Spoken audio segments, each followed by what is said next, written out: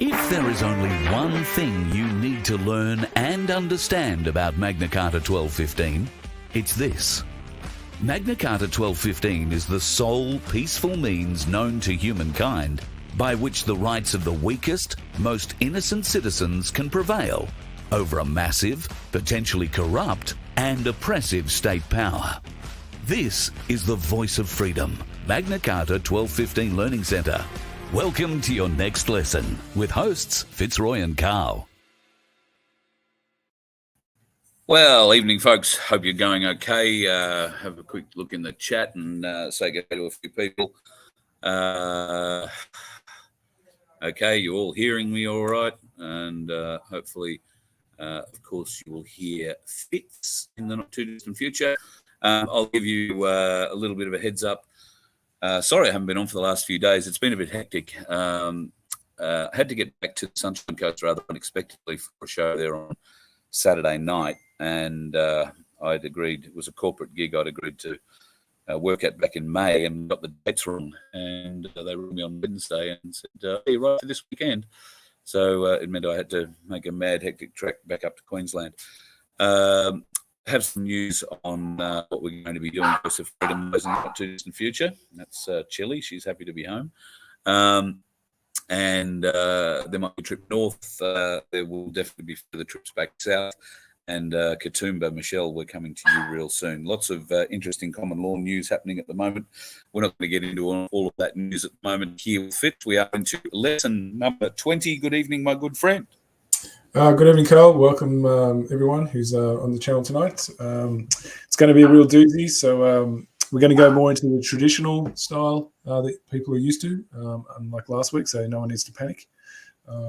Yet I will be making links to what we did last week at the same time, just to see that all those people that got on there and said, what's this got to do with MC 1215?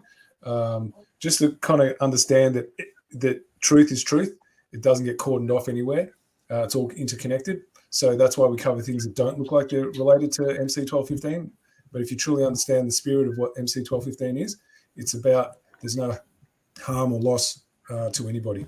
So you don't get to cordon that off. So that's kind of why it's connected. Just on last week's show, I'd love to thank everybody who sent comments in explaining to me just how silly some of my arguments were against Fit, and that I wasn't understanding what was being put out at all. Thank you very much for all those comments. It's encouraging. So many of you have picked up on so much out of these lessons. All I would say is it would be a very boring lesson all the time if I just kept going, yep, and last week I think was a good example of pushing back on a subject or a topic at least where a lot of people have great passion. I'm not one of those people, funnily enough, but I've really enjoyed a lot of the comments that have come back after last week's show, and it's great to see so many people really do seem to have the right end of the stick. Fits. You must be very encouraged. Yeah, actually, I was expecting a lot of pushback on what I was saying, so that did catch me by surprise, to be honest. So there's obviously a change in the temperature, so to speak, that I wasn't aware of. So that's really encouraging. So that was something I wasn't expecting. I thought that I was going to cop a lot of flack, and I was fully ready for that. So the fact that it didn't turn out the way I thought was like, wow, there's a lot of quiet voices out there that decided to speak up on things that they've probably been holding in. And sometimes it's when you say the quiet things out loud that you find that stuff out. So that was a real welcome surprise, actually. Yeah. It's been, like I say, quite surprising and really, really encouraging that so many people have picked up on it. So that's great. All right, without further ado, let us get into this week's lesson. Now, we're going to play it that way with the easiest one. So lesson number 20 Fits. You'll say we're continuing on with maybe not quite so controversial as we were last week. Yeah, like we are going to go back and give that more exploration, but this week there's something even hotter that's come across my desk that I really could see its value getting this out. And it's about when we get to the place of having knowledge, and once we have the knowledge, what do we do with it? And when we actually action a knowledge, that's when we witness our power. So this week is about that. But first, we've got to lay the groundwork for the big finale that's coming. All right. So, government legitimacy. All nations with a prime minister are bound to the constitutional monarchy system of governance that draws its authority from Magna Carta 1215 still to this day. Sealed in perpetuity, Magna Carta 1215 binds all governments, future, past and present, within the Commonwealth. So that's a discussion I was actually having today, is how is it that when you see politicians taking office, right, they still call it an office one, but then they take an oath too, right? Like, even though they're running a corporate governance system, why are they even giving the pretense that this oath means something, right? That's got to count for something as to why they're even bothering with the pretense. And so if they didn't have to do that, why do they even bother swearing an oath? I think they said it to King Charles, right? If our system of governance didn't have one central figure, right, which is a king or a queen, right, then it's got nothing to do with us, but it does. And so the fact that we have, that the Parliament's legitimacy comes from whether there is a monarch in office or not, says that we are bound still to the 1215, because the 1215 is what actually legitimized that whole structure. And so this is, just a really quick way of understanding that you think the Australian Constitution is the thing. No, this is it. And we're going to go into why that's the case more and more with this lesson. All right. So you've got, as always, a number of videos that you've prepared. So do you want to introduce this first one at all? Yeah. So this is the one you did with Will a few weeks ago, which I was really, really grateful that actually happened. Cool. Will dropped a lot of really important information, and it's critical. And because it all happened in one hit, unfortunately, a lot of it would have got lost. So I wanted to bring it up into small bite-sized pieces and really work into what message is being sent here, to really understand it to its full intention. Because when it's all delivered in one big go, we miss out on the real gems that are in each piece of information. So that's what we're going to do, and it's going to be related to what that last slide was about. Now, you've titled this slide "Constitutional Bombshell." Are you overstating things here at all? No, because he actually says those words in what he says. So that's why I've stated, because they're actually words that pass out of his lips. All right, let's get into it. Going back to what you specifically talked about Magna Carta 1225, Magna Carta 1297, both of those were examples of government attempting to rewrite what was essentially constitutional law in statute form. And what that really did was cause their own egos to be to be expanded somewhat. But it was actually treasonous. You shouldn't be doing that. They can't rewrite constitutional law in statute form. Okay, but of course, what it allowed them to do was then attempt to repeal parts of that Magna Carta, in inverted commas, causing everybody to think that the Confirmatio Cartarum, which is the 1297 Magna Carta, is no longer in operation. It's not there. It's not on our law books anymore. So we can dismiss that. It doesn't. What they don't realise, of course, or do, depending, is that the 1215 Great Charter, which is constitutional and is made up of the Articles of Common Law, is very much binding on them still. And that is a bombshell for them. And you can point it out logically. I mean, you couldn't deny that. It's pretty obvious when you explain all of what I've just explained. So that I just wanted to clarify that. People need to be very careful in starting to make claims that government itself has the power to write itself into constitutional law. It doesn't, and it can't. Legislation is fundamentally limited under a number of mechanisms, not least trial by jury, but also under the royal assent thing as well. So, just wanted to clarify that one.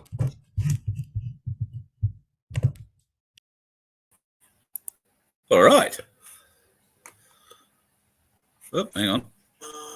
Better That put Fitz back up there too.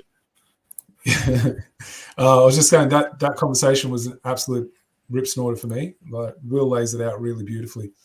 So as you can hear, what he's explaining is that what they did is they had the actual agreement. There's only one, and that happened in 1215. Yep.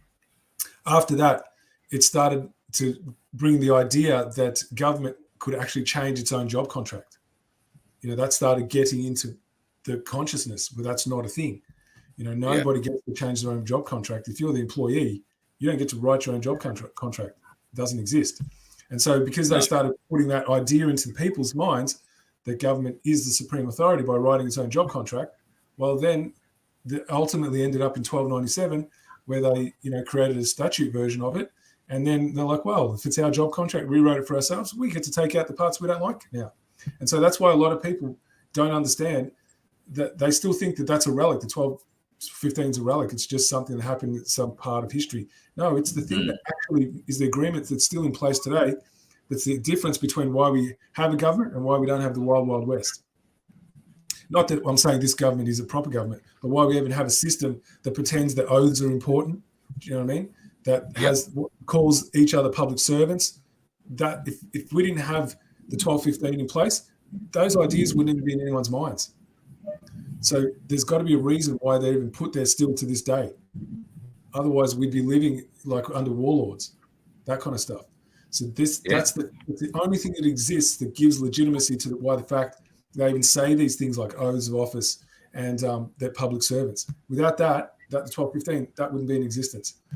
So that's kind of what I wanted to get out as far as like what Will was saying there. And if you have your job contract, you cannot actually be in charge of your own job contract. That's not a thing. That would make you a god, and they're not. They're public servants. 100%. So 100%. Just wanted to get that out there. All right, so continuing on government legitimacy, Magna Carta 1215 cannot be changed by Parliament because Parliament came into existence from the peace treaty or agreement that was necessary to re-establish the defining principle of government so it can carry on performing its intended purpose, administering the will of we the people. So the intended purpose of why we even, try to organise ourselves as a society with an administrative body, which we call government. The whole intended purpose was to actually not only preserve the people's quality of life, but to enhance it. That's if you boil it down, that's all it is. It's just that simple. So we can have a decision-making body whose role it is to preserve and advance the quality of the people they're meant to serve. That's why they're public servants. And that was it, nothing else. And you cannot have Parliament writing any document that is in service of that, because then that makes them your master. And so that 1901 that so many people believe is the common law is such a fraud, because they don't understand the defining principle of what government actually is. They think that, these people believe that government can write its own contract. That's absurd. Just because they put things like we the people in there, that's still Parliament writing it. They've just written words in there that seduce the public to make them believe that they're in power, but they're not. Because if we were in charge of any structure that government is bound by, we would have a mechanism by which we're making sure that they can't step over. And you won't see anything in there that enshrines trial by jury. That is the mechanism by which we are in charge of government. That's common law in actual action. Because you cannot write laws. You can write agreements by how we're going to preserve laws, but you can't actually write them. That's a totally different thing. Magna Carta 1215 is the agreement that set the boundary conditions for what the decision-making body called government cannot do in order to ensure that the decisions made by government serve the preservation and advancement of the people's rights and freedoms inherent to the laws that govern existence. So that's basically the only reason why the people would give over their decision-making capacity is if they could trust that the decisions that were going to be made on their behalf were going to be within the confines of morality, right? That's the only way. And that's why they created the oath, because the oath is like an adherence, like it's an intention to adhere to what we all know is moral behavior, and we all know what is immoral behavior. So as soon as something becomes immoral, that's an immediate loss of authority, immediate. And that's by the only agreement that exists that's going to be binding is the 1215. There's no other one. Yeah. And if we don't use it, then we've wasted why we even bothered to have a government structure. So we need to use the very agreement that is in existence that still gives government the legitimacy to operate. An administration of service or government can only be legitimate so long as the decisions that come from the administrators of the people's will fall within the confines of the authority granted to that office. So that's it again, right? So it's just an administration of service to the people. That's it. It's just how to administrate, how service is going to be delivered to the people. It's a system of service, and that's why they're called a public servant, because they're there to serve. And if you're going to serve, then you need to take some kind of pledge by which you can state your intention to stay within the confines of what it means to be in service. If you don't do that, then there's no authority, because authority can't come from my prejudices or my opinions. It can only come from which is universal, which binds us all. And that's the universal principles of morality. And once we operate out of there, then yes, there's a form of authority, because if you stay within the confines of morality, you will be delivering a service. We can all tell the difference between when we're being served and when we're being dominated. We all know how to distinguish the difference. Yeah, absolutely. In order to prove one's intention to act in service of the people, one is required to take an oath of office, which is a pledge to check every decision against the universal principles of morality. The oath binds each office holder to being personally accountable for stepping outside the confines of morality by accepting responsibility to be answerable to the very people they are sworn to serve. Yeah, I mean, hopefully that's really straightforward. I don't need to go too much into that one. I think that really says everything. Because without that pledge, right, that you go into willingly, consciously, with an intention, without stating that is your intention, then there's no one's got any proof of what it is you intend to do. So we need to have some kind of verification of that. So that's why they created the oath, an oath of office. Because how do you get confidence that someone is going into what they're saying they're going into to do it the way that they've been granted an authority to do that? So they're openly coming out and stating their intention with that oath. And then they understand that carries consequences should they ever fall outside the confines of what they're allowed to do. That's the whole point of why there's an oath of office. All right. Without that, there's no authority. So back to another piece for the chat with Will and I then. Yep, I think there's one more after this as well to do, but yeah, you guys are going to feature tonight. Well, it's not me, I can tell you. All right, do you want to set this piece up? I'm pretty sure it's going to give a bit more depth to how this whole constitutional structure runs, and just sort of really add a bit more depth to what we've been starting on. So I'm really trying to reinforce what really is about, what government really is about, and the actual power that sits within the people. Yeah. All right, here we go. Okay, so what they've tried to do through history is to imagine, and it probably is an imagining on some of their part, I suspect, that they have the power to create law that binds future governments. And they don't.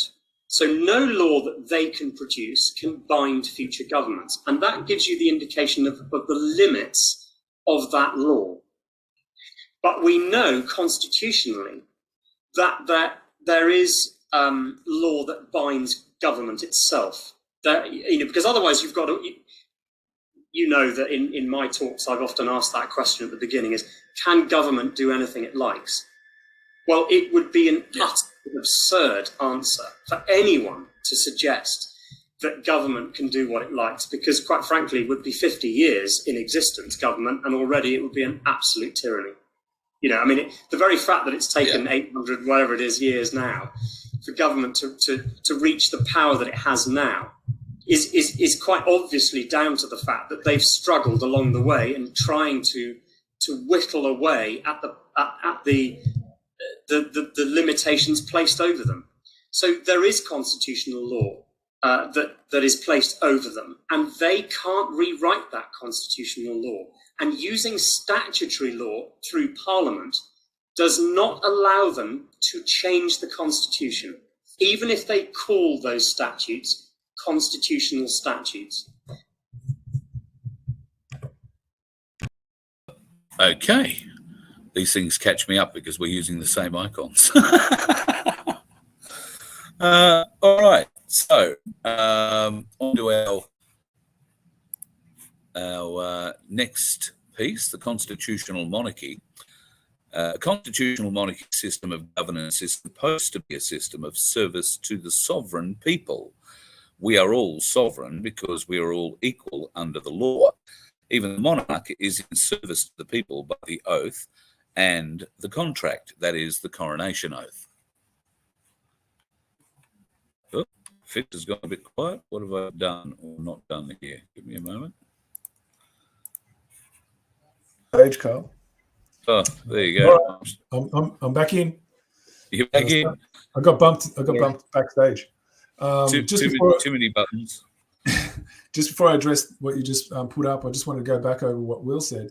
And so he says something really important about that government cannot write itself into constitutional authority, right? It can't write statutes and then claim that it binds a future government. So that 1901 was written by Parliament, but they can't write anything that binds any other future government, right? But that's how most people take it. Well, this is law now. Parliament wrote it, so it binds every other parliament. This is the mind trick that most people don't understand. So if you want to understand why that's not common law, why that's actually what's called codified law, and codified law is only what the immoral man does, right? So most people are using that thinking it's common law, don't understand that common law can't be written. It can only be experienced. Yeah. And therefore, you cannot say that the 1901 gives us our common law. That's a oxymoron. And it's about really giving people that clarity about why it's a fraud, because they can't write anything that's permanent. So how can they write a constitution? Because the constitution is something that's permanently binding on government, but they're not allowed to write, the ones who can write it. And so that's why I thought that was really important, what Will said. The other thing he said that was really important is if there was no such constraints on what government can do, we would have been pushed off the cliff 50 years after they started the whole thing. Yeah. So the fact that we've lasted this long shows, and like he said, that they can't do whatever they like. They have to still keep up some kind of pretenses, and they've had to erode it, slowly, piece by piece, and just really chip away at the consciousness, so people don't know less and less. So then they can really get us over that cliff, right? Corruption and control by 10,000, bills. Yeah, and the other thing about that I think is really important is if authority from one man to another doesn't exist, if you have zero authority, and John Locke covers this really well in his last week's video that he did. If one man has zero authority over another man, so one individual, how much authority do 10 individuals have over one man? 10 single individuals that have zero authority over one man. Can they have any more authority than the single man who has zero authority? Because what's 10 times 0? 0. Right. So if we call 10 people times 0 government, how can they have any authority just because they've got a title now? Yes, that's a very good question. Because they are 10 individuals or 100 individuals or whatever who have zero authority over anyone else, just because we shove a title on them, how do they get authority? Right? They can't. The only way that can happen is if we grant it. We, the people who are going to, give consent, can only do it if they can promise in return that they're going to behave within certain constraints. Yeah. Otherwise, it's not legitimate. It's not valid. It's invalid, and that's what that 1901 is. It's totally invalid. It never was valid because no grant of authority was given to government to write itself into law ever. I've got a question when we get to the end of this slide. The laws and customs of the people were protected by an elected by the people king or queen who swore an oath, that's the coronation oath, to govern the people by their own laws and customs under the Christian principles of law. So understanding that the coronation and what the coronation oath is, my question to you is, did King John take a coronation oath? And if so, how was it written and enacted prior to Magna Carta 1215 coming into existence? So from what I've done, the reading I've done, is it in 1100? That's when King Henry wrote. They had it in scripture form and stuff like that, but it was never written down as a formalized oath.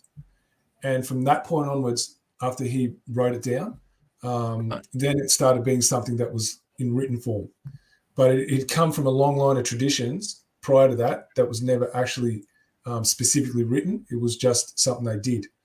And so this is going back to the time when the Saxon kings were happening. This was before the Romans invaded through the French, because they bastardized everything as soon as they came in, where there was an election. People who were sworn into that office as a king or queen, needed to be elected. So that's its true inception, right? That it has to be a free will choice by the people of who they choose to be their representative on their behalf. And in those times, they actually did act in service to the people. But as soon as the Romans came in through the French, that all started going south really fast. And so by the time King John, got to his position, he was in that corrupted structure, where the Vatican was running the show. And if you wanted to get anywhere, you had to be a Vatican puppet. And so that's why he was doing what he was doing. So he would have taken an oath, but he would have been in breach of it. And that's why he got slapped with the 1215 as his last option before he was ousted. That was his last sort of hurrah. Okay. Do you want to add to this? I think that's pretty self-explanatory, like the laws and the customs of the people. So that's protected in the sense of that if you're going to swear an oath. So what's an oath? It's that you're going to stand within the universal principles of morality, which some people call the Ten Commandments or God's law, whichever. That's the only way, because that's what those Christian principles are. They're just principles of morality. That's what that really means. And you're going to abide by that and uphold it. Domination and control. So just before you go ahead, Carl, I just want to say this is what we covered last week, so we don't have to go in too much depth. I just wanted to draw the connection to what we did last week to these slides that are here now. So, but I'm not going to go into too much detail because we covered it last week.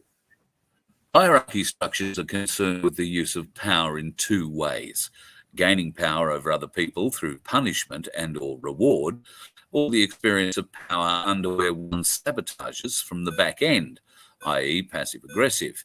This polarized state eliminates the capacity for equity through power sharing from collective conscience. Power domination structures tend not to feel safe.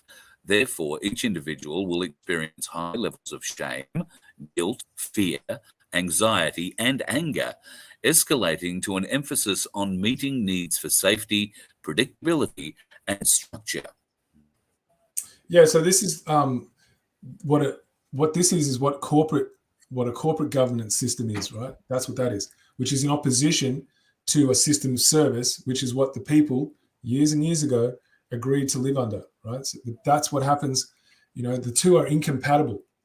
So this is what we've had, and this is what we've always known. Everyone who's been alive today has only known this system, and we've been taught that this is what is governance, but it's got nothing to do with it. It's totally in opposition to it. So I wanted to draw the contrast between a system of service, which I hopefully have been setting up, where the people are in charge, and we're deciding based on what? Our understanding of the universal principles of morality. Anything that falls outside of those confines is not a system of service. With this, this is all we've ever known from day one, this domination control structure. On to our next slide then. In the domination control structure, they employ routines, rituals, rules, policies, codes, and whatnot as strategies to meeting needs for safety and predictability. Knowing right from wrong becomes a critical strategy to safety that the populace becomes desperate to attain. In this state, the populace is primed to willingly give up sovereignty to perceived authority figures. in return for safety? Yes, so we one of the best mind tricks that's ever been played on us is that safety is something that you can get if you comply. Right? That's in our faces, and that's what we've been trained from day one, from the time we started going to school. Same, that was being taught into us. As long as we comply, we'll be safe. We do what the authority figures tell us, we'll be safe, right? I'm going to go into sport now. Hopefully, I don't tick off too many people. Let's say use that 50-meter rule that they've employed in the AFL, right? You don't get to argue against an authority figure.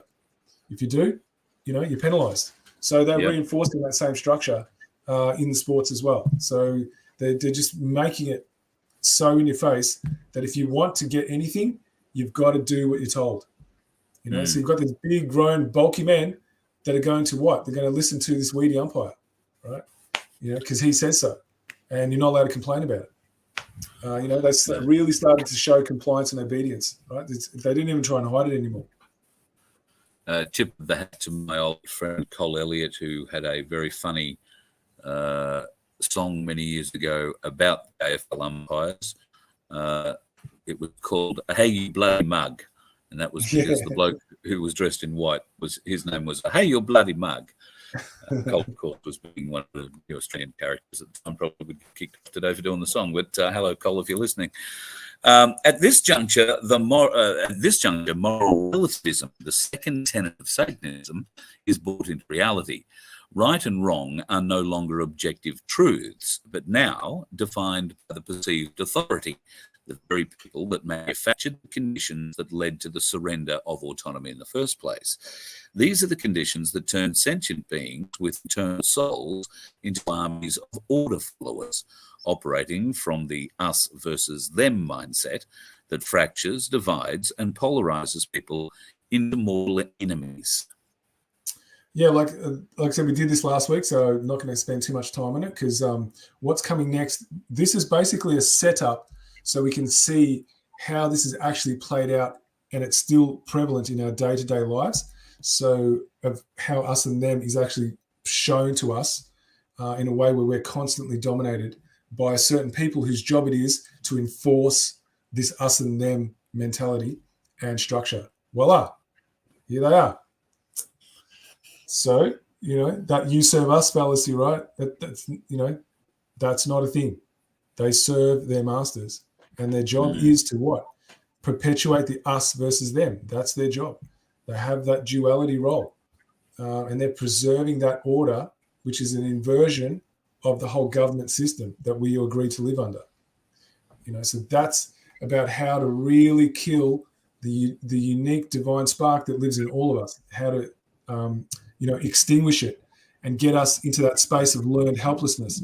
Because if you just think about what happens in a road stop and how they just bully the hell out of you and threaten you, mercilessly, in the end, your nervous system is so overactive that you can't even think clearly, right? These are deliberate tactics. Now, that's not a system of service. There's no way that that's a system of service where you just get threatened that you're going to be arrested and you're going to go to jail, if you don't have this license, this government's issued fake identification, and then your vehicle is going to be taken off you and they can crush it if they want to. This is your sweat equity that they're threatening to destroy and take away your freedoms, right? So what's that going to do to you? That's going to escalate your nervous system. Some might argue that the police are acting in service of the community when they pull over a drunk driver or an unlicensed driver. Yes, I would argue that. Correct. Well, actually, probably not an unlicensed driver. Let's let's not go down that road. But a drunk driver or an otherwise affected driver, they would be acting in service of the community by removing that person from the road. Well, they have that. They have that dual role, right? They do still work under common law as well, because that's a threat to the peace and that's a threat to the safety. So they're actually acting in a dual role, which you can't serve two masters, right? So that's the problem. Is that they're actually serving two masters, but they don't tell you that, and they switch without you knowing. Yeah, this is the problem. Is you don't get to do that, right? You're either acting in service of the people or you're not. So yeah, sure, if it's someone who's a drunk driver that's a threat to the community, absolutely, no problem. But they're doing it, they're administrating that whole process under this corporate structure. That's the problem. That's dualism in a way that's in what's the word, opposition or in contradiction to the real nature of keeping the peace. So these guys are duplicitous. That's the problem. Couldn't agree more. Corporation. We've been through this a few times, and we keep saying, folks, words mean things. You need to know the meaning of words. And corporation comes from a couple of interesting ones. Corpse, meaning dead, and orate, to speak. Stick them together, corporation. That equals the speaking dead. And this is an artificial entity, void of any integrity. Corporations were created as a buffer to limit the liability of men who lack integrity due to their intention to deceive and plunder their fellow man in order to gain differential advantage over them and escape being made accountable by the very people they deceive in order to carry on plundering. So most people that are listening to this would be aware that all police are not service.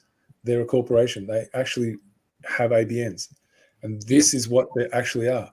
That's in opposition to what a service, right? They're there to plunder and harvest. So when they pull you over to ask you for your license, that's part of the process, because that whole registration of your vehicle, the driver's license, all that's all an artificial invention. And they're there to ensure that you adhere to that artificial invention. So they are there enforcing slavery, and that's the opposition to what a constable is. And they just do that without question. They'll just go, oh, well, that's just what my job is. And they're just following orders. That's just what, being a police officer is, without even thinking once, hang on a sec, can I test that against my moral compass? Is that something that I really, really am comfortable doing? They don't do that. And so this is the issue. So when you go and don't test your behavior against your moral compass, that's when you can be corrupted and all kinds of wicked things happen from that point onwards. Absolutely. And there is plenty of wickedness happening. Corporations were born out of the superstitious belief in moral relativism, the second tenet of Satanism. Corporate law is a mind trick set up to conceal transgressions against the laws of existence in order to palliatize and normalize violations to the natural order of creation. So you think about corporate policy, that we're just following corporate policy. If you were to test that against the universal principles of morality, it'd fail hands down every time. And that's why they created it. It's just a smokescreen to get in the minds of people, like the Milgram experiment. As long as there's someone who has more authority than me, all I have to do is follow what they tell me and I'm safe.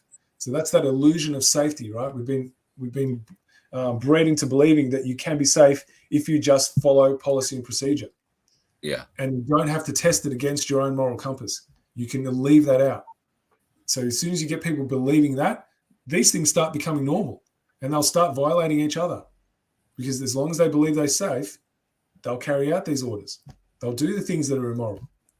That's the whole purpose of how a corporation operates, and that's who these police officers are.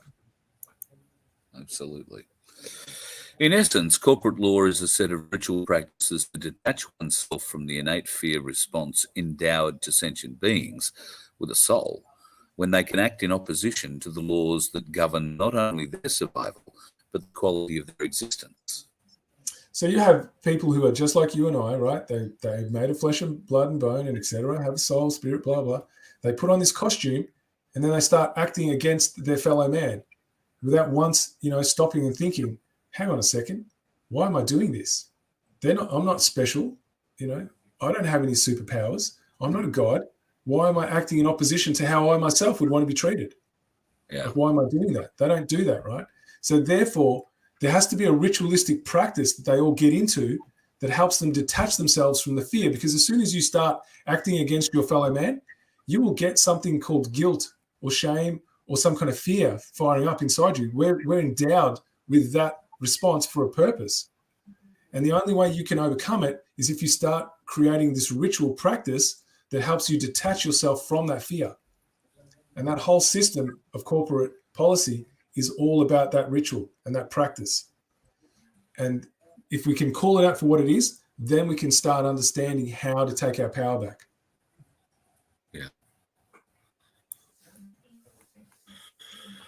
The corporation versus common law. There are four tenets of corporatisation or corporatism: self-preservation, moral relativism, social Darwinism, and eugenics. There are four tenets of common law: no loss, no harm, no fraud, no violation of the peace. So you can see that they're very different. Yeah, and so if we're thinking about Satanism and how that's the same tenets, if you think about what a corporation does, if you just look at Pfizer, right? We'll use them as an example. I don't know if we're getting a bomb now. What did they do? Everything they've done is in alignment with those first four tenets that are there. So whether you call it a corporation, Satanism, whatever, the tenets are the same. They don't change. They operate out of the same system because it's run by the same people. There's no difference. They just give it a different title, but it's run the exact same way. So people who say that the new world we're going to move into can still have corporations, they don't understand the true nature of what a corporation is. A corporation only knows one word, and that's more. So it'll do whatever it has to get more, because it's never satisfied, because it's soulless. And something that's soulless cannot be satisfied. It's like a vacuum. So it just keeps wanting to fill itself up because it's permanently empty. Satanism and moral relativism. Satanism, from the Hebrew word hasitan, meaning one who has an adversary or one who opposes the true order of the universe. Moral relativism, policy, procedure, legal and legislation, Roman canon law.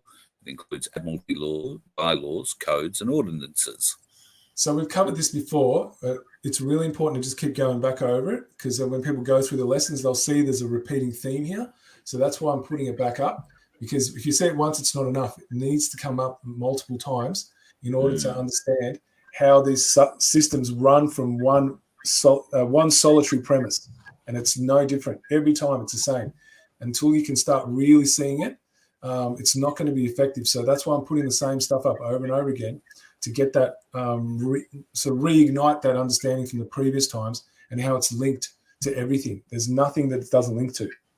And ain't that the truth when you point it out like this?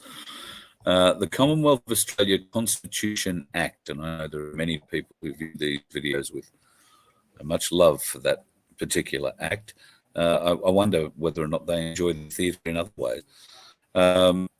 At any rate, the Commonwealth of Australia Constitutional Act versus Magna Carta 1215. Policy enforcement agents and Magna Carta 1215 has. So we're just going to take a look at the comparison to what a police officer is. I know we've done it before, but there's a reason why we're going over it again, because there's going to be evidence of what happens when you utilize this knowledge, which is coming up very shortly. So under the Constitutional Act, or the Constitution Act, the Chief Commissioner is appointed by the government. Constables, on the other hand, particularly the Chief Constable, elected by the people.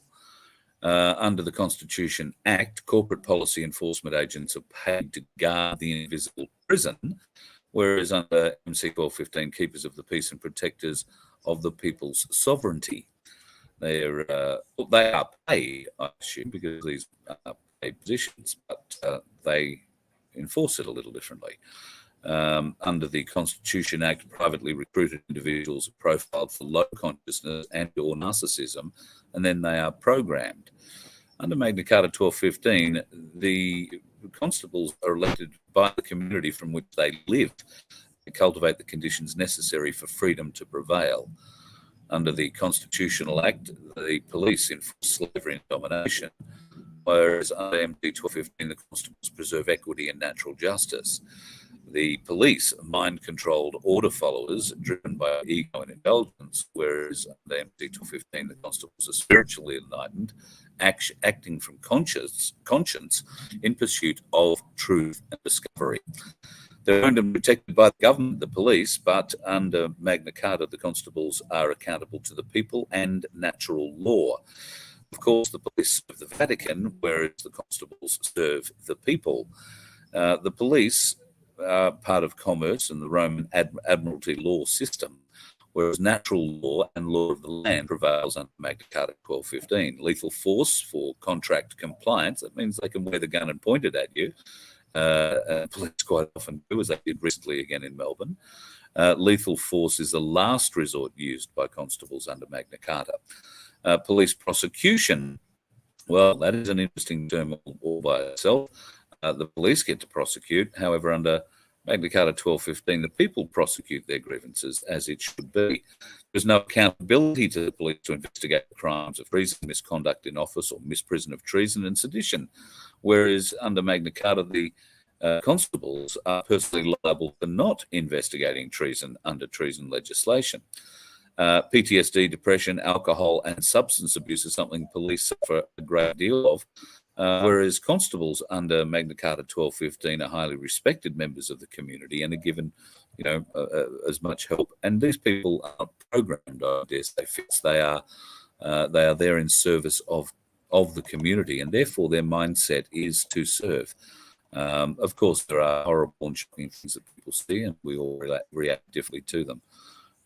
So PTSD, depression, alcoholism, and substance abuse, while prevalent in police, is not just police. It can happen right across all sorts of different professional communities, I suspect. I guess what I wanted to elaborate here is if police were doing the job of a constable, then there wouldn't be the level of crime that we're having now, where they'd even have to go and deal with the horrific things, because they'd be keepers of the peace. Yeah. And because they're actually instigating violence, then they're creating more problems for themselves to go and deal with. That's like a sickness, right? They're part of the very issue of why there's extra crime. And then they go and use the same tactics that make sure that even exacerbates even further.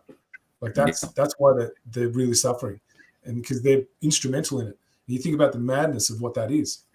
So that's why I just wanted to see the contrast, because if their job as a constable was to keep the peace, do you know what I mean? And we had a system of equity where we were, looking after our own grievances, well, then people would feel fulfilled about when some transgression happened, that they wouldn't have this bitterness and animosity growing inside them.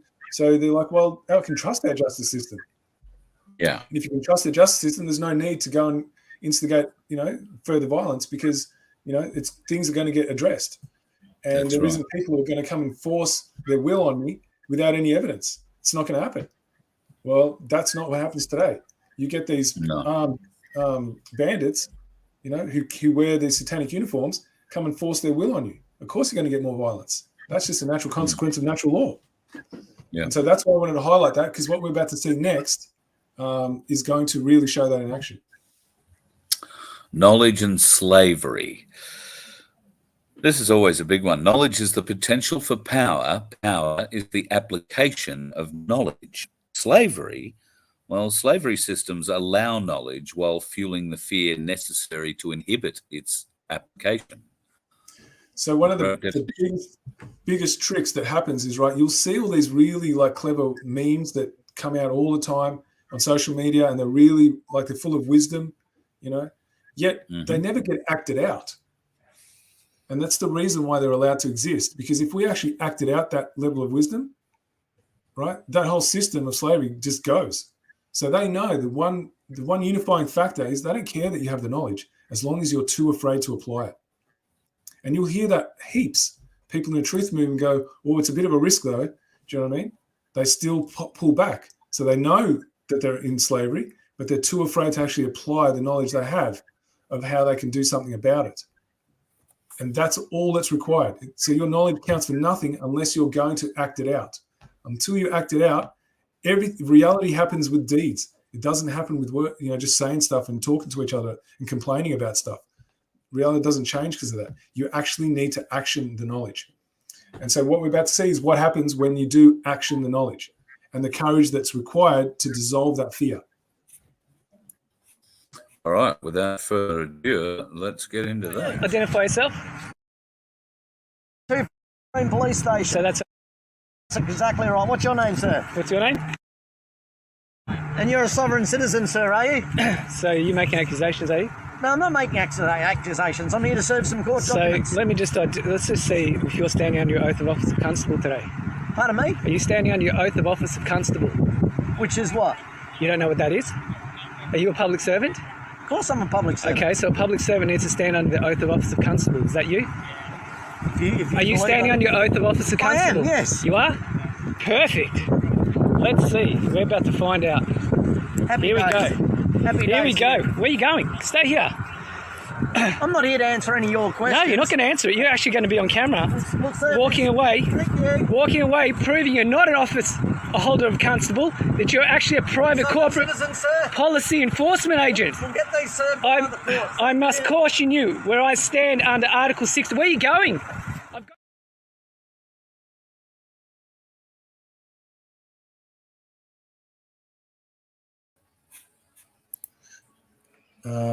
You're having a lot of problems getting online, I think, today, Carl, because you're breaking up. I'm just checking if anyone can hear me. Yeah, got you now. All right, cool, because you've been a bit glitchy, so I wasn't sure if so we might need to go back and play that again and break it up into pieces so I can explain just how much knowledge is in that 1 minute video. Would that be possible? Yeah. So we'll just go up until where identify yourself. so where it says what's your name, we'll stop it there. Identify yourself. Police station. So that's exactly right. What's your name, sir? what's your name? So straight away, right, if he's meant to be a public servant, he's not meant to start launching into who are you, because unless we, the people, have committed a crime, we don't have to answer any questions. So there's the first giveaway, is not a public servant, right? So it's about understanding what you see in front of you. So most people would miss that. And then the very next thing he does after the other guy gets, has to identify himself, because the duty is on them to identify themselves and their legitimacy. Remember how I said, if you go back over the beginning, we talked about how does one have authority? Is if they're acting in service. Well, we've got to prove they're acting in service, right? So they are bound to identify themselves. That's the first thing. They're not there to ask us questions unless there's been some crime committed, right? But first they still have to identify they have the authority to even question us. And so he hadn't then finished, and he's straight away into what's your name? So you see how the way that's worked? And then if you can just play it, and we'll get to the sovereign citizen part and we'll talk about that. I'm just trying to figure out the system that I've currently got doesn't allow me. Identify yourself. Police station. So that's exactly right. What's your name, sir? what's your name? And you're a sovereign citizen, sir, are you? So you're making accusations, are you? No, I'm not making accusations. I'm here to serve some court So documents. let's just see if you're standing under your oath of office of constable today.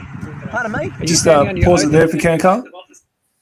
office? So what happened there is, as soon as the identification part finished, he's gone straight into, are you a sovereign citizen? And that's massive. So just wanted to really explain what that means, right? So in their policy procedure, in the corporate policy procedure structure, they've been taught that if they use that word sovereign citizen, what that means is that you are a domestic terrorist. That's how their policy procedure works, right?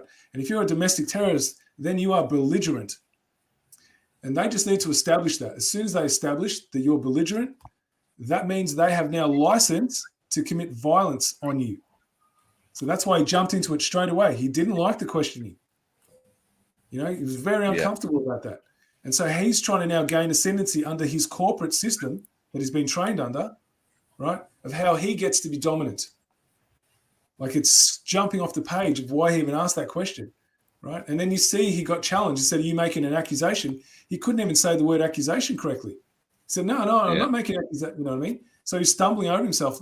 These guys are not prepared to actually have their feet held to the fire.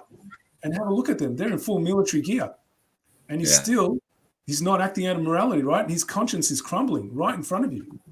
This is how much is really there, guys. That's why it's really important to break this up into pieces so you can really see just the fraud they're running and how flimsy it is.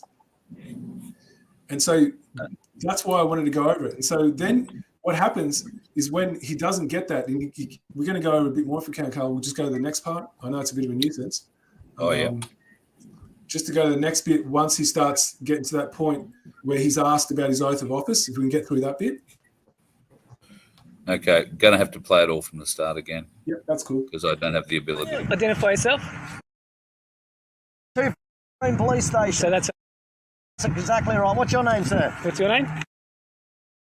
And you're a sovereign citizen, sir, are you? So you're making accusations, are you? No, I'm not making accusations. I'm here to serve some court So documents. let's just see if you're standing under your oath of office of constable today. Pardon me? Are you standing under your oath of office of constable? Which is what? You don't know what that is? Are you a public servant? Of course I'm a public servant. Okay, so a public servant needs to stand under the oath of office of constable. Is that you? So we'll just pause it there. Are you standing under your oath of office of constable? So he got asked the first time, are you standing under the oath of office of constable? He pretends he doesn't know what it means. Like, goes, what? Pardon me? And what would have been funny there is if the speaker would have said, well, actually, I'm glad you asked about the pardon because you'll get your chance in front of a jury of the people and they'll decide whether you get a pardon or not. But, I'm pleased that matters to you to ask. That would have been a funny part to throw in there. But then, after he obfuscates the first time, he gets asked again and he's like, pardon me. I mean, not pardon me. Then he's like, oh, shivers. And then he's like, okay, now the one who's speaking goes, okay, so you don't know what an office of constable is, an oath of office of constable? Let's go to a language you might understand, right? And so they are always saying that they're public servants, right? That they love to keep that charade going. So he had a high likelihood that he was going to answer yes to that one. And that was a really good, solid move on, So he did. He says it really easily. He goes, of course I'm a public servant. What kind of question is that, right? And then what does he do? He goes, well, if you're a public servant, you're acting in service, right? That means you need to have what? It means you need to have an oath. So then he's gone, are you standing under your oath of office of constable? Because that's what a public service in your role needs to be. Because that's the only way you can have authority and consent of the people to be a constable, is to stand under the universal principles of morality, right? And you need to prove that that's a thing for you. And so then he's like, if you hear it, it's very subtle. He starts saying, if that's what you believe. So he's turned a verifiable fact, you see how hard he was avoiding, into a belief. That's serious desperation, right?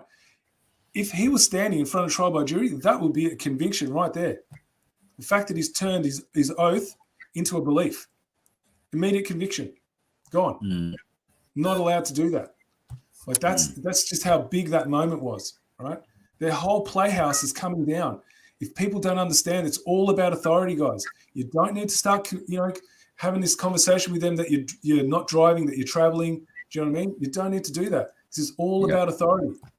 And he saw how he ran away. As soon as his authority was put on the line, he showed he had none because he panicked. He goes, once he said, when he was caught, like the wiggle room got removed because he was trying to get out of it. He was obfuscating and his wiggle room just got reduced to nothing. And the guy just jumped on him again. And he says, are you standing under the oath of office of constable, right? And he's like, that pressure. And he said it with bitterness and resentment, right? And he's gone, yes, like he was barking it out. And at that point, right, then you can see him shuffling his paperwork. And what you'll see, he actually is wearing a black flag. Most people won't see that in this video. So if you go watch this back again, because we've played it a few times, watch for his black flag. You'll see it stitched into his uniform. That black flag is something really, really important, right? So that's telling you he's not anything that he's saying he is, right? So this guy is fully duplicitous, right? And he's on camera.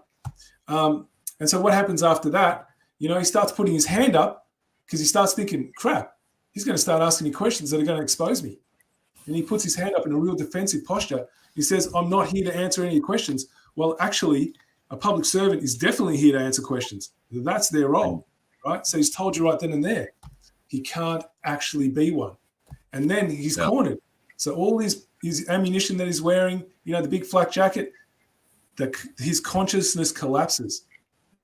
He tucks tails around. And the first time he says sovereign citizen, right, he says he's not making an accusation. And then you see what he does. He runs back to his little safety venue, right? Just like a dog, if you see a dog gets confronted by another dog and it feels scared, it runs back to where it's safe. And then when it's safe, it starts woofing again. And that's what he did. He started woofing again. Right? What did he do? He stuck his finger out, pointed, and made an outright accusation, said, sovereign citizen, sir. When earlier he said he's not making accusations. So he lost full control. Like this guy is in total dishonor. Like this was an outright disgrace what he did. Right? Even on the standard level, right? As a policy corporate enforcement agent, totally disgraceful. That's how he just lost all his pins. They're all gone. Then he gets back in his little Freemason vehicle, and off they go. And so this is the thing that's really important for people to see what actually happened there. He had to get the win. He had to do the woofing at the end to prove he had some kind of authority, and said, well, we'll get these court papers served by another means. Well, if it was legitimate, right? If that was legitimate, would he run away? If that what he had to serve, would he just run away? If it was legitimate? Of course it wasn't. So he needed that contract structure to happen. So this is showing you the criminality of these people. So yeah, like I said, he had a black flag in his uniform. So the black flag, in general, black flags are used by enemy forces to signify that no quarter will be given. What that means is that during war, enemy combatants are going to be killed rather than taken prisoner. So, this is, I don't know if that's a fact when it comes to the police or not, but this is what I've been able to find. Other people have said it's to do with pirates. Pirates have black flags. The idea of just a plain black flag means anarchism, that's anarchism, which means there's no actual government. So that wouldn't make sense either. So I'm just curious if anyone else has any ideas what that could be, what that means, why they'd be wearing a black flag. I'd love to hear it. That's why I'm just putting it up there, just postulating what it could be. But it's obviously not a system of service, because you wouldn't be wearing black if you're in a system of service. Not a chance. I know a certain freedom dog that requires a new flag. We'll have to see what we can do about that. Police controlled by force. Yeah, that's just, the insignia that they're wearing, right? So they're showing you who they're actually serving. And that's that crown that's on top, that St. Edward's crown. That's a corporate crown. That's who they're serving. And it's like they've got an ABN, right? It's all in front of us. They're a corporate policy enforcement agent. So they're what? They're an armed bandit that has no authority, no more than a McDonald's employee. Imagine if a McDonald's employee started showing up with weapons, because that's what these guys do. And started telling you that you're bound to the policy of McDonald's. Yeah. 100% right. And then when you challenge them, they run away. That's what that was. 100%. All right, we're up to our last video for the evening, another bit from Will. Yeah, so this is about trial by jury. It's a really good explanation of how we can explain in real simple terms what governance is and how it really works. And yes, there was a question here about the 1215. Yes, that is how we can confront them. It's always challenge authority. That's what that was. All that knowledge was from the 1215 knowledge. All right, here we go. Yeah, it's a serious problem. What isn't a serious problem is learning the Constitution. Learning the Constitution isn't difficult. When you think about it, the mechanisms just boil down to the fact that the people have the authority over government legislation and can rule themselves, and can, rule on legislation, on the justice of that legislation independently. It's down to us. You can, the people govern the country through the jury. Put it like that. It's pretty easy. You can say, you can define the Constitution in one sentence like that. And we need to get to the point where we can express it like that, really, and have that practice at expressing it in that way. Is that, the government is not a government really at all. It's an administration. They're all public servants. They all fall under the authority of the people and under the jury. The petit jury of 12 is the supreme legislature and the supreme judiciary, and the people govern themselves through the jury. There's so many ways you can put it, but once you understand the concepts, it's really quite easy. So yeah, I love that. Like, Will's just got a way with putting it so simply, that we are the supreme authority. So if they're our public servants, they're answerable to us. They don't get to question us unless we've violated the laws of morality. That's the only time they get to question us. And that if that doesn't happen, they've got no authority, none. It's really that simple. And until we start understanding that it's all about the contract by which, because as soon as you act in a capacity that's not you as a living man, with a soul, there has to be authority granted to you to be in that capacity, right? So that has to come with certain terms and conditions. If you're not staying within the confines of those terms and conditions, you do not have that authority. And those terms and conditions are all based around our universal understanding of what morality is, right? And those guys don't have any clues about what that is, because they've had to actually be programmed away from that knowledge. And that's what they do in those police academies. These are government PSYOP centers. Yeah, so true. All right, the power of the jury. The constitutional rule of law cannot legitimately be ignored, evaded, amended, or superseded by government, politicians, parliament, Congress, or courts. Juries' decisions at trial by jury are legal, binding, and constitutional. They supersede, judge, interpret, administer, and rule over all the measures of administrative governments, heads of state, and all decisions of government-appointed judges. So there's a question here by Mike Rolton saying, we understand they are a corporation, so why is that not enough to charge them with fraud and criminal activity? Why not a class action against the Freemason cult? Because you're using their system. That's why. So hopefully, Mike, you understand what's up here on the slide now.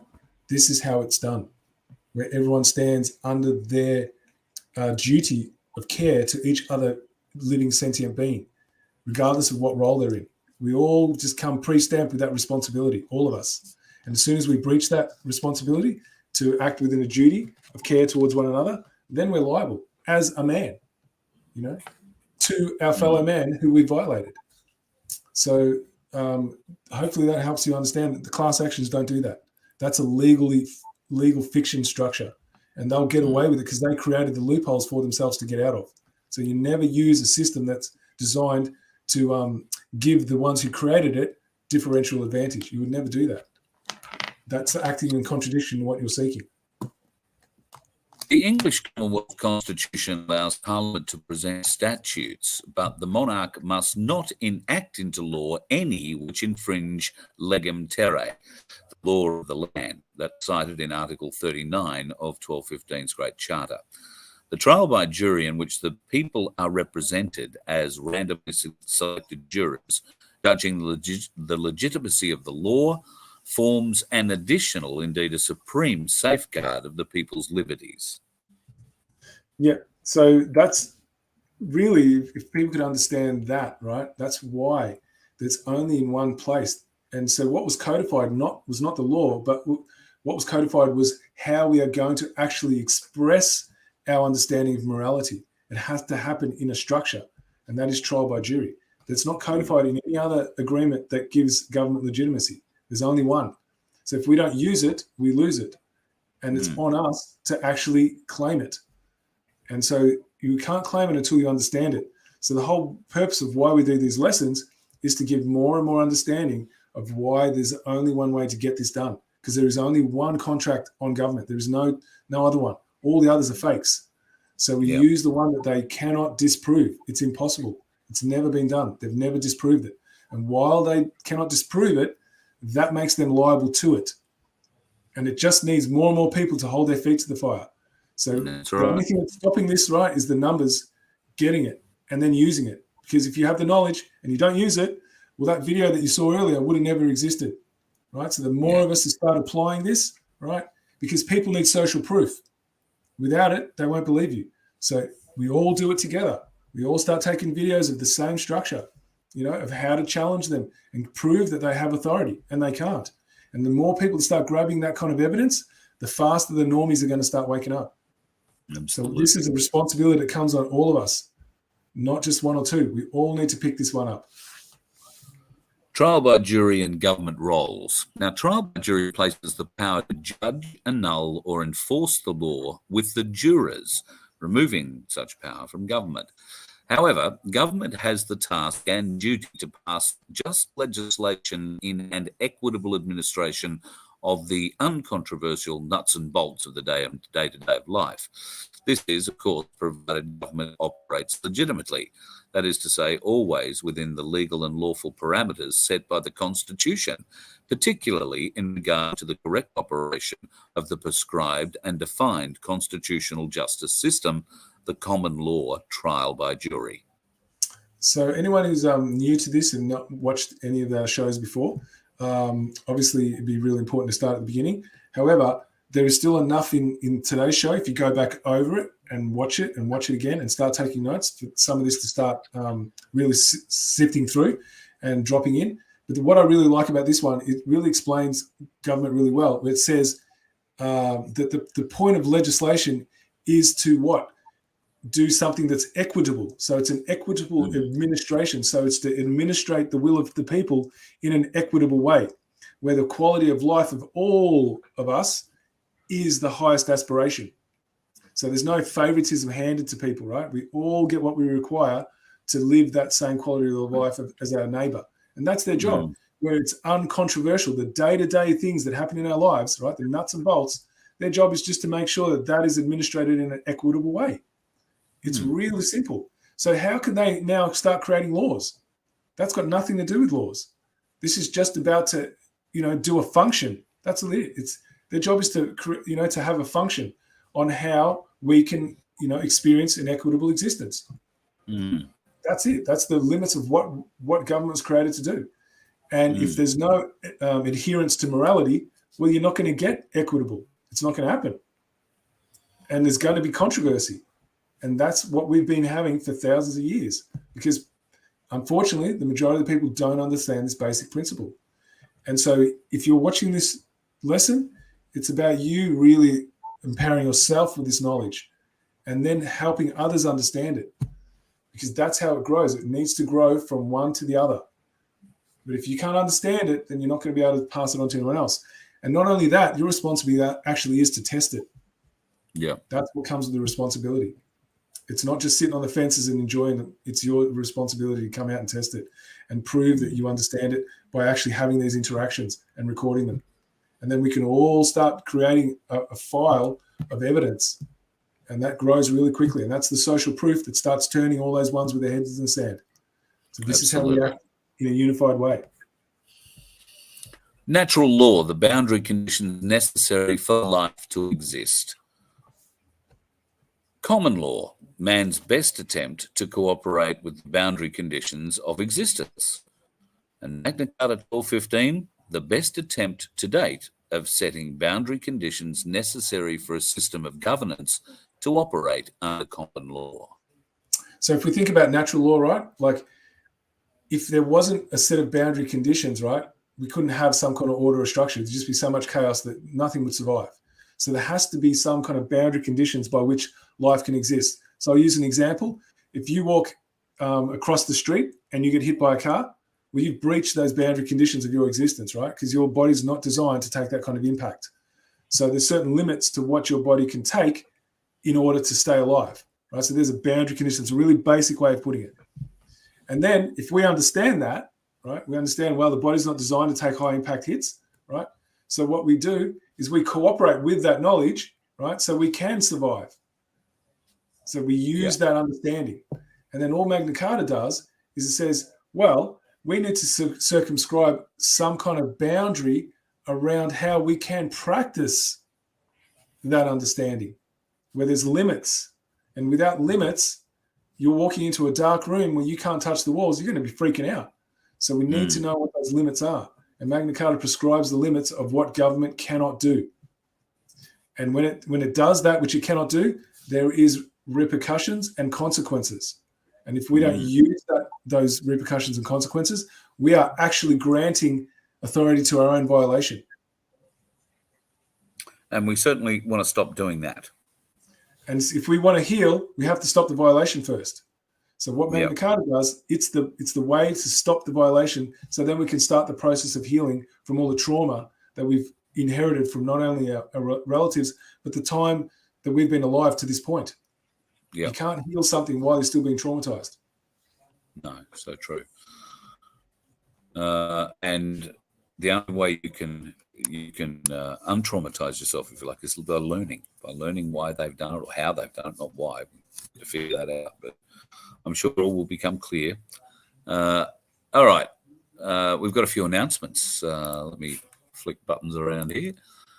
Here's the first one. And we get a lot of people who ask about what they should say when a police officer pulls them over. So what we've done in the group is I've created a script, and it's very similar to what you saw tonight. And it's got what happens when, you have question 1 answered, you go to question 2. What happens if you don't have question 1 answered? Then you go to question 1A. So it's almost like a flow chart of what to do in the situation. So this is just a screen grab. It's not the entire thing. It's just a screen grab of a portion of it. And so it's going to be up in the channel very soon, the MC1215 Network Chat AU.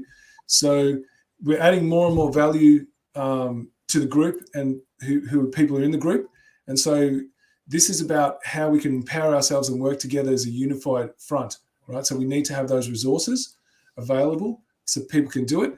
And so there's also going to be stuff about what happens when they start, ignoring you and start using force and start threatening you. Well, there's a way that you can actually handle yourself under duress as well. So that's all going to get covered in there too. So it's not about you expecting a perfect outcome, that you're going to be able to get what happened in that video where they're just going to leave you alone. It's about preparing for the worst as well.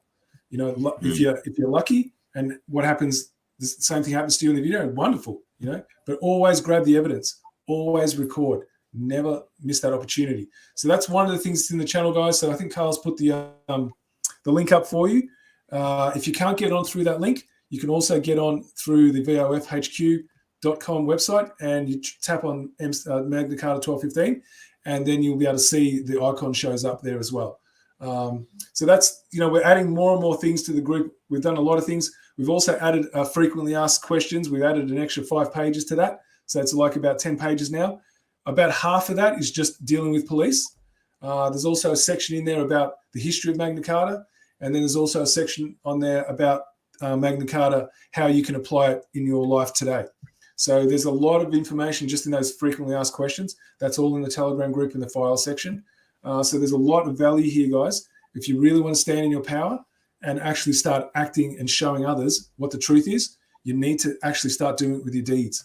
And so we're giving you the resources by which you can do that and have the confidence to actually carry that out. So we can really start getting that message out through social proof. And so this is another thing that we've created, is a bunch of marketing awareness campaigns.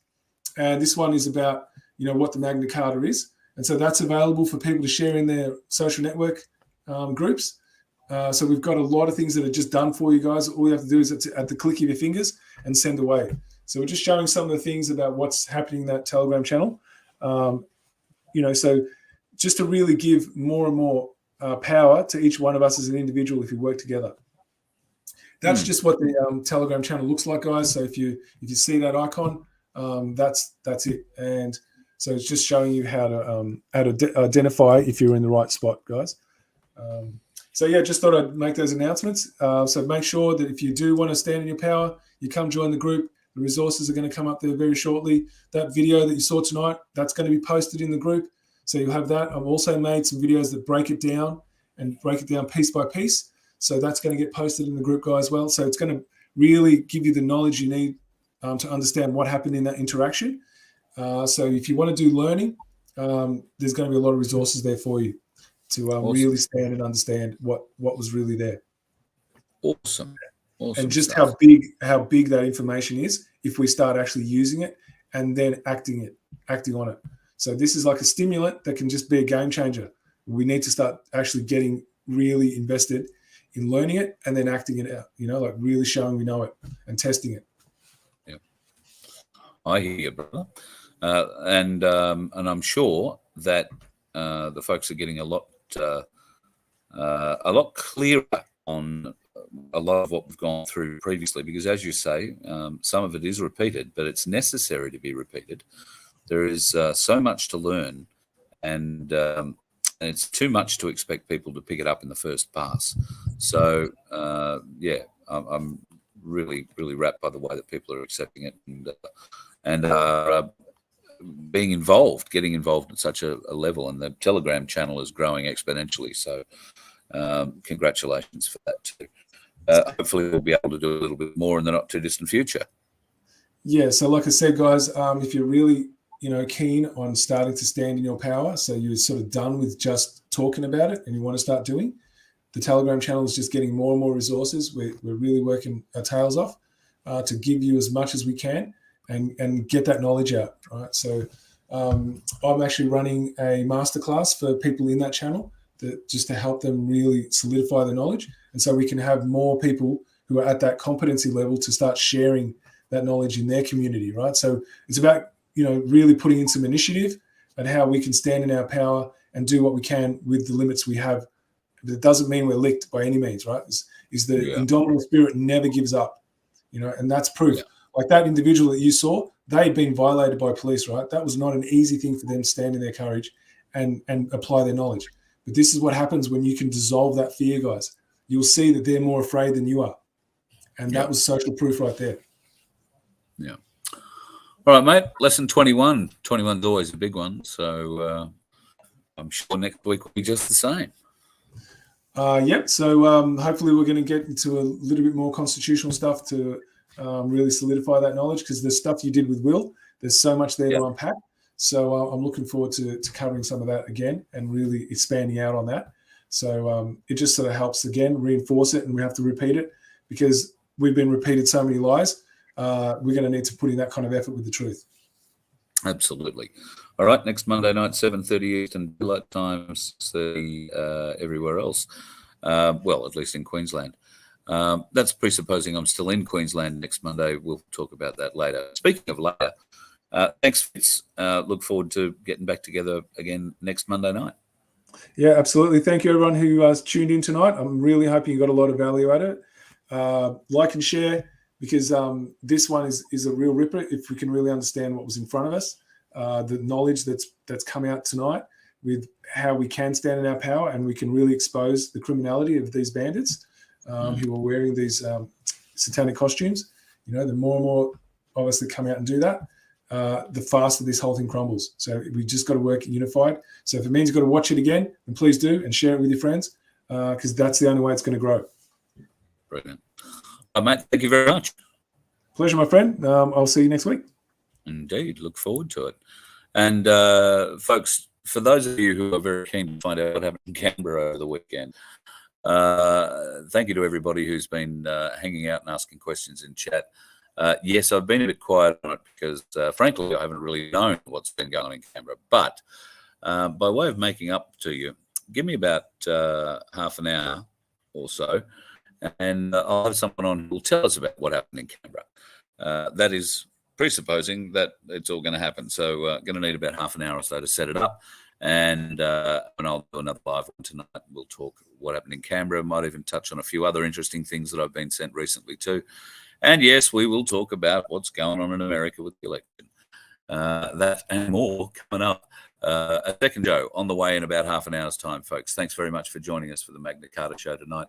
And thanks once again to Fitz. You let one ant stand up to us, then they all might stand up. Those puny little ants outnumber us 100 to 1. And if they ever figure that out, there goes our way of life. It's not about food. It's about keeping those ants in line. That's why we're going back. Does anybody else want to stay? Let's ride!